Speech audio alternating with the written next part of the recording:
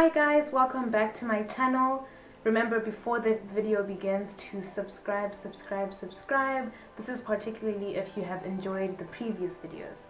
So today I'm essentially telling you where I have traveled, but of course before we begin, the question is, why have I traveled, or why do I love traveling so much? And I have to give all credit to my parents, who from a young age instilled the values or the importance of taking the time to travel. Particularly as a family, you learn so much, not just about the places that you go, but a lot about each other as well. I always say, if you want to know how much someone is truly your friend or family, the true test really comes when you travel with them, basically. So yeah, that's why I travel, basically. Most of the trips you will see that I'll talk about today have been with family, and a few of them, of course, I've traveled on my own. So to begin with, the question is, what passport do I have? I have a Zimbabwean passport, so that in essence means that I have to do my homework a lot when it comes to traveling, which means checking out which countries need or require that I have a visa and which countries don't, and all of that stuff I have to keep in mind. Guys, traveling requires a lot of research, but of course we'll talk about this in future videos, what you need to do, how to do it, and all of that. Okay, so where have I been? I will begin from the bottom, sort of like Southern Africa, going upwards, and I've tried to write everything down so that I remember. So to begin with, which may be obvious because I'm Zimbabwean, is I've been to South Africa. South Africa is basically a second home. Now, you know, during the time, I'd say 2008, a lot of Zimbabweans were having to go to South Africa to get like basic items, basic amenities. But we also go there as a family, just as a travel destination. If you look in my passport, most of the stamps, I would say, are South Africa. Yeah, they're all South Africa, basically. Top places in South Africa that I love to visit: Cape Town, #1. I mean, it's really beautiful. The only downside, obviously, is that when you visit, you can really tell the disparity. There's like a huge disparity between the rich and the poor, which is something really sad when you visit. But I mean, in terms of just landscapes, beach, everything, it's like so beautiful. And I love the safaris that happen to surround Cape Town as well. We've been to most, and I really encourage you, if you're looking for that real safari wildlife experience, visit Cape Town. But you can find this all over South Africa as well, Kruger National Park, etc. Another place as well is Durban. Of course, Durban, you can also visit Port Elizabeth, Johannesburg, and Pretoria. So these are basically the top places, at least, where I tend to travel in South Africa with my family. Moving on now to Botswana. Botswana I last went when I was a lot younger, so I don't really have that much memory of it. But what I do remember about Botswana is that it was really hot. Yeah, unfortunately that's what I remember. But of course I'd love to go back again, just when I'm older now, to discern what I like and what I don't like, and all of that. Okay, moving on to another place in Africa, or at least around it. I think of Seychelles. Yes, Seychelles at the moment. So we visited Seychelles with my family as well. It was a really beautiful experience. This was around 2013. We had gone to visit family, and of course, if it's your okay, let me rephrase that. It's your ideal picturesque island. When you think of blue waters, that sort of vibe, Seychelles is the place for you. And of course the royal family also went, and by this I mean Kate and William, so you can imagine that we also need to visit. If they go, we go, you know. So that is really it. Take the time to visit it. And of course what I remember as well is that the fruits are really nice fruits. I'm trying to find the stamp in my passport because the stamp is really cute. Here it is. That, ignore my nails, but that's the stamp right there. I know. And so that was Seychelles, and I don't know if I've just said this, but it's really hot. Really hot. So basically, no blankets. You don't see blankets inside, and when you're bathing with cold water, it's the same as basically bathing with warm water. That is the sort of hot that I'm talking about. Anyway, moving on. We also visited Mauritius as a family because my family then moved again from Seychelles. Some of my family, particularly my grandparents, moved from Seychelles to Mauritius, so we went and we visited them there.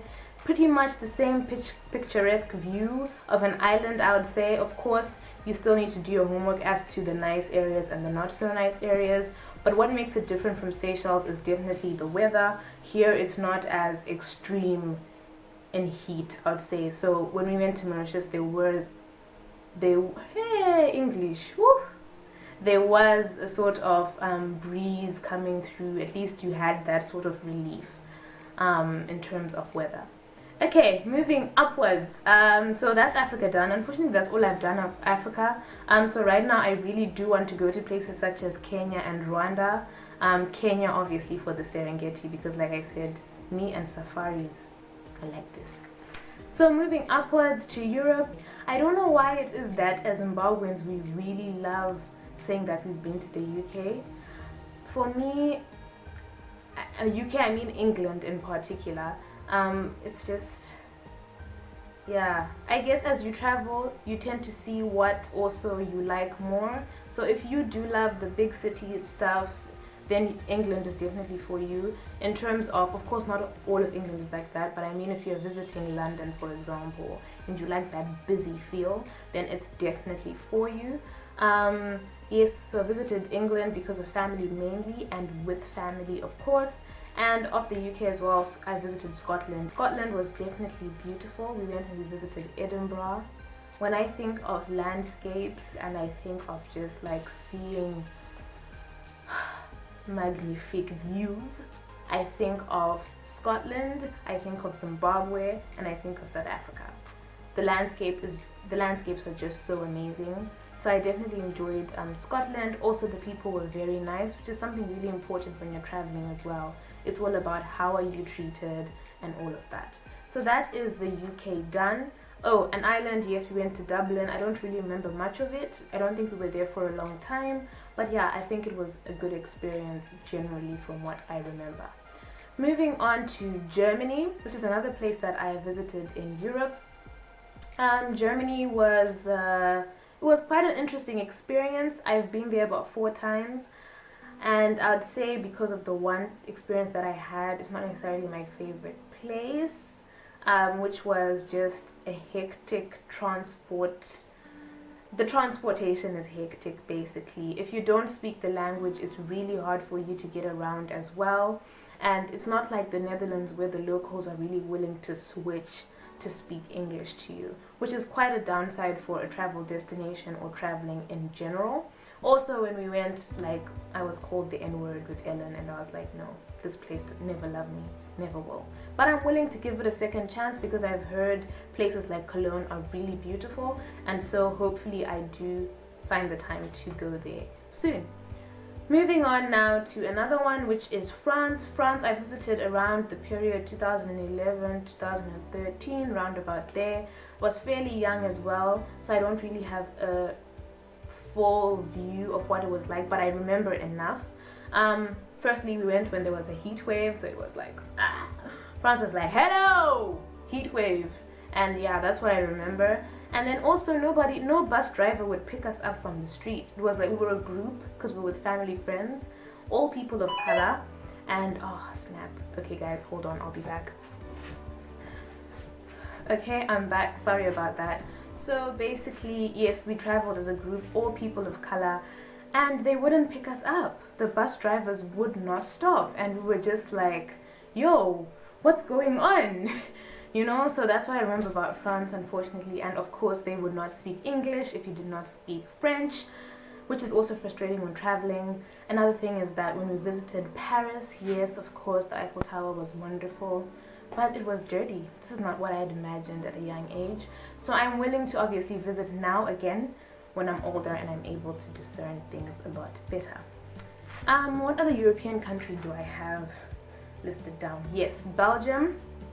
Belgium is really about the places that you go, which is like any other country basically, but really beautiful cities that we visited as a family was Antwerp, with my sisters involved. Antwerp, guys, the architecture is like on point.